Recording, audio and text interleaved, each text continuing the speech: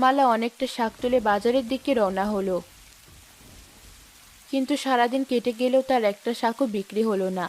সে কখন থেকে শাক নিয়ে বসে আছি, অথচ একটা শাকও বিক্রি হলো না। এই শূন্য হাতে আমি কি করে বাড়ি ফিরবো? মালা যখন এসব ভেবে মন খারাপ করছিল, তখনই তার প্রতিবেশী মকবুল সেখানে এলো। এ কি মালা ভাবি, আপনি এখানে? হ্যাঁ ভাই, আসলে বৃষ্টি হওয়ার পর আপনার ভাই তো কাজে যেতে পারেনি, তাই আমি ভাবলাম বাজারে এসে শাক বেচে যদি কিছু টাকা পাওয়া যায়। তা আপনি যাই বলেন ভাবি, এটা ভাই খুব অন্যায় করেছে। যতই হোক আপনাকে বাজারে পাঠাবে, তাও আবার সামান্য এই শাক পাতা বেচতে। কেন ভাই, শাক বেচা কি কোনো পাপ? আমি যাই বেচি না কেন, সৎভাবে উপার্জন করছি, এটাই আমার জন্য অনেক। যাক বাবা, আমি আবার কি বললাম, বুঝেছি। এখন ভালো কথার ভাত নেই। এবার আমি কি করব? অভাব তো আমাদের সংসারে আগেই ছিল, কিন্তু এই বৃষ্টি এসে আমাদের জীবন তো ধ্বংস করে দিল। ভেবেছিলাম শাক বেচে যদি কিছু টাকা পাই, কিন্তু তাতেও তো কিছু হলো না। তাহলে কি সত্যিই সৎভাবে বেঁচে থাকার কোনো উপায় নেই? মালা এসব ভেবে যখন মন খারাপ করছিল, তখনই এক বুড়িমা সেখানে এলো।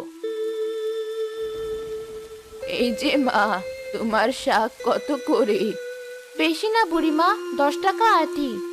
কিন্তু মা, আমার কাছে যে ভাঙা মাটির হাঁড়িটা ছাড়া আর কিচ্ছু নেই।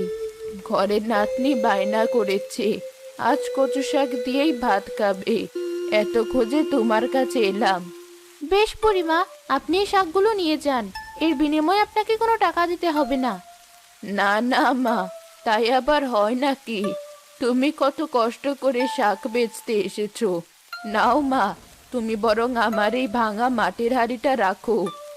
না না বুড়িমা, আমার কিচ্ছু লাগবে না।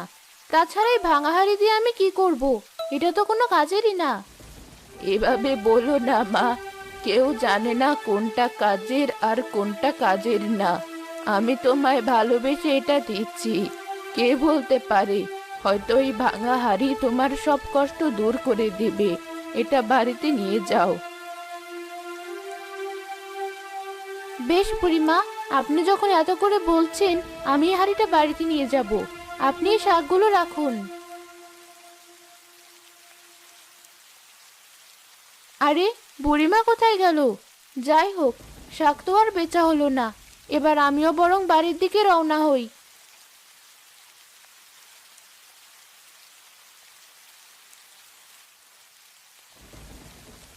মা, তুমি চলে এসেছো? সব শাক বিক্রি হয়ে গেছে? না মা, কোনো শাকই বিক্রি হয়নি। এজন্যই বলেছিলাম তোমাকে যেতে হবে না। শুনলে না তো কথা। কি আর করব বলো, সবই আমাদের কপাল। যতদিন এই বৃষ্টি আছে, ততদিন আর আমাদের গরিবের শান্তি নেই। কিন্তু বাজারে এক বুড়িমা এসেছিল, তাকে আমি এমনিতেই শাক দিয়েছি, আর সে আমাকে ভালোবেসে একটা ভাঙা মাটির হাঁড়ি দিয়েছে। মাটির হাঁড়ি? আর তুমি সেটা বাড়ি নিয়ে এসেছো? কি আর করব, বুড়িমা এত ভালোবেসে দিল যে না করতে পারলাম না। কোথায় সেই হাঁড়িটা? এই তো, এই ব্যাগে আছে।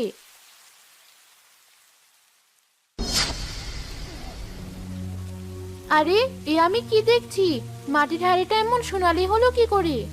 আরে তাই তো, এ তো মনে হচ্ছে সোনার হাঁড়ি। কিন্তু তুমি যে বললে মাটির হাঁড়ি। এবার বুঝেছি, ওই বুড়িমা কোনো সাধারণ মানুষ না, সে নিশ্চয়ই কোনো জাদু জানে। তাই তো মাটির হাঁড়িটা এমন সোনার হাঁড়িতে বদলে গেছে। সবই তোমার সততার ফল। এতদিনে উপরওয়ালা হয়তো আমাদের দিকে মুখ তুলে চেয়েছেন। আমারও তাই মনে হচ্ছে। তুমি আজকে এটা বিক্রি করে একটা নতুন ব্যবসা শুরু করো। সোনার হাঁড়ি বিক্রির টাকা দিয়ে কবির ও মালার সব অভাব দূর হয়ে গেল।